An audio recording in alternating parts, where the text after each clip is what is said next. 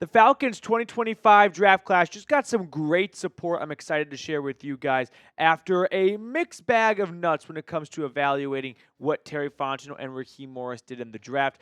I like it. Mel Kiper didn't like it, but not everyone's going to see eye to eye on this. Now, as we near the end of the month of April, we are trailing the Saints channel here at Chat Sports in subscribers. So if you want to take down Yates now, scroll on down and click that subscribe button. Let's make up this 400 sub deficit. So Warren Sharp, who runs Sharp Football Analysis. By the way, I just learned like a year ago, and I feel obligated to share with you guys, Warren Sharp is not his real name. So now you know that too.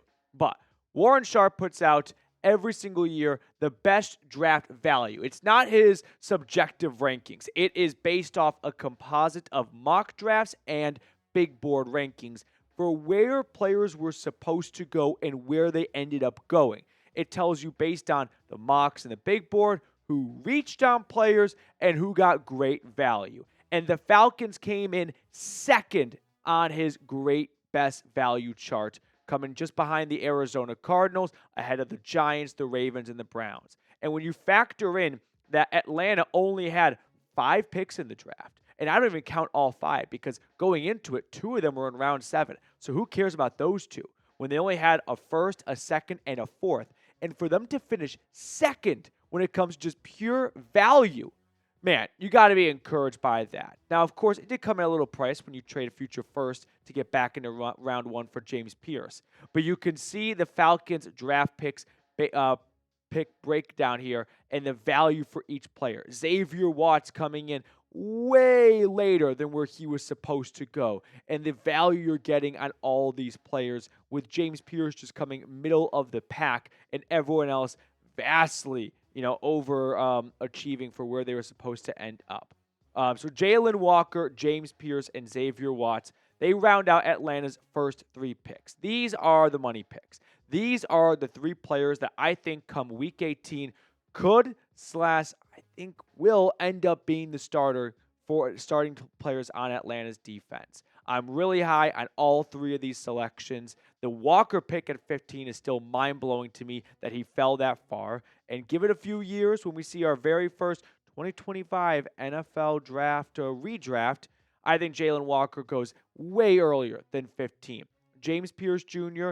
is going to be a bit more of a, highly discussed pick since you gave up a future first to secure him. But if the Falcons make the playoffs next year and James Pierce Jr. shows just a little bit of promise in year 1, no one's going to be upset with not having a late first-round pick next season. And then Xavier Watts, who fell all the way till round 3, late in round 3 too, the All-American safety out of Notre Dame. I'm going to talk more about him in a second. But Jalen Walker, maybe one of my favorite picks in the entirety of the first round of the draft. He is a very special player on defense. Kirby Smart used him as a chess piece all over that UGA defense, and I think Walker is going to be a cornerstone piece for Atlanta the next decade. Then you go out and you get Pierce, a more traditional edge rusher, a guy who's got incredible linear speed with a sub-4.5 40-yard dash and has lots of production, putting up over 100 pressures the past 2 seasons, 7.5 sacks in 2024, 10 sacks in 2023 up at UTK. So excited to see what Pierce can do down in ATL. And then finally, it is Xavier Watts.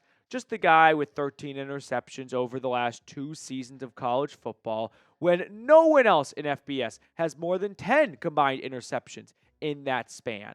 And I think the thing I love the most about him might be the durability. I mean, as the college football season gets longer and longer, Watts did not lose any gas whatsoever, playing well all season long through the entirety of the college football playoff.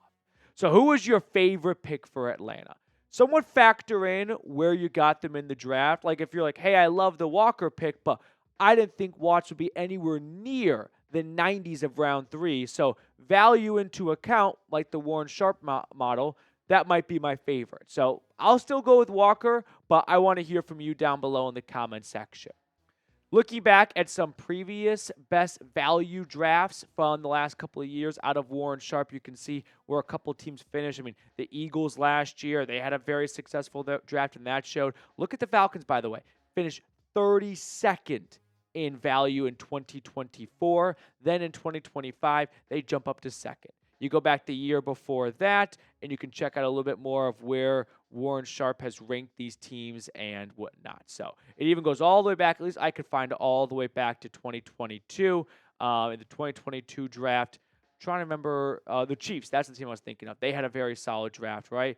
As did the Packers, too. They had two first-round draft picks. So it's good to see this kind of stuff, right? It definitely makes you sleep a little bit tighter and easier at night going, all right, Falcons did not have another blunder of a draft and another wasted offseason. No, they went out and they killed it, in my opinion. And the guy that I want to spend a little bit more time talking about is not one of their two first-round picks. It is Xavier Watts, the safety out of Notre Dame, who I believe is going to be a starter on this defense by the time we walk into the 2026 season, because he'll be starting by the end of the 2025 season.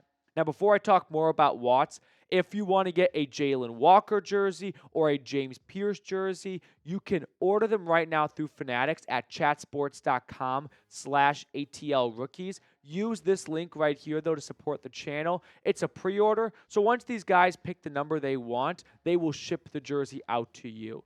Our ad ops guy here at Chat Sports was talking about which fans have purchased the most jerseys so far, and the Falcons were in the top 10. So shout out to you guys, but if you want to keep supporting the channel, chatsports.com/ATL rookies. Get yourself a Walker or Pierce jersey. This link is in the comment section and description of today's video. I came across a Field Yates article where he talked about his favorite picks in each round. And for round 3, he said, in what was a defense-heavy draft for the Falcons, Watts was my favorite value of any of their selections. He was the ultimate ball magnet in this class with an FBS-leading 13 interceptions over the past 2 seasons at Notre Dame.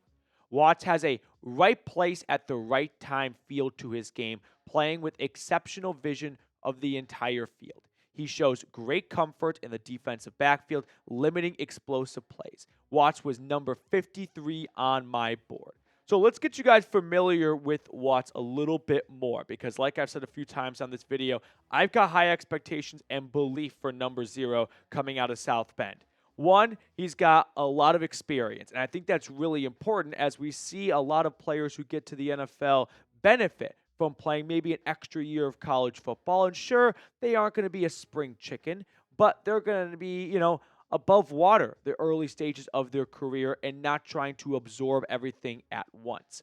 Here are some fun facts and figures for Xavier, just by the numbers here. Since 2023, the last 2 years, he gave up 0 touchdowns in coverage. In his entire collegiate career, he had 1 pass interference call. In the last 2 seasons, 13 interceptions. He played in 55 games over the last 3 years, not missing a single one. Tons of durability, and the best ability is availability.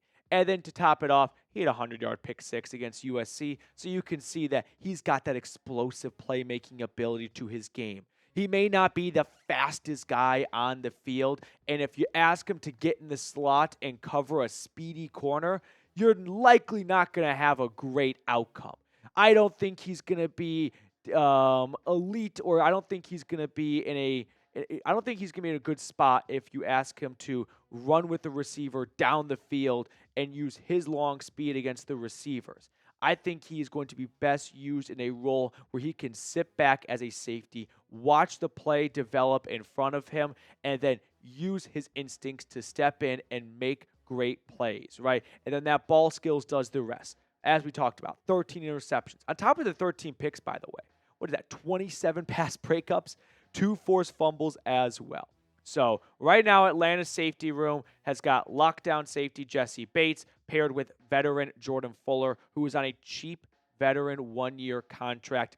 My suspicion is the Falcons signed Fuller because, well, Simmons was a free agent. They didn't want to bring him back, and there's no such thing as a guarantee in the draft. You don't know if Watts is going to be there in the 90s. So you go out and you get a cheap 1-year contract for a guy that's got familiarity with Raheem Morris back in L.A., And you're not tied to him that much, right? It's not like it's impossible to move on from him financially. So we see Fuller probably open up the year as the starter, at least going into training camp as the starter. And if he's not playing so hot and Watts is looking good during practice throughout August and September and into October, you could see a gradual shift and change right there where all of a sudden Watts goes from playing 5 snaps week 1 to 12 snaps by week 4. And then by week 6, he's your starting safety next to Bates.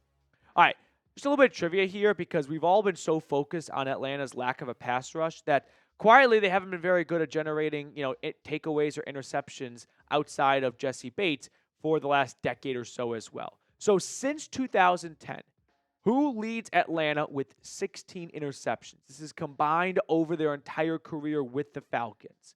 I'll give you guys 5 seconds to think about it. Pause the video if you have to. I think we asked this trivia question last summer, but let's reuse it right now in case you forgot. Answer coming up in 3, 2, 1, and it is William Moore.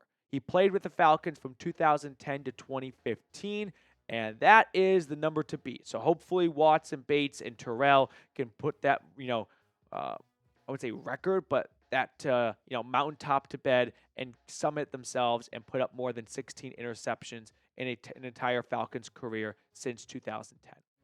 All right, that's going to do it for us on today's show. Greatly appreciate everyone for tuning in. If you watched all the way to the end of the video, drop an emoji for me in the comment section. I just want to find the end of the video crew.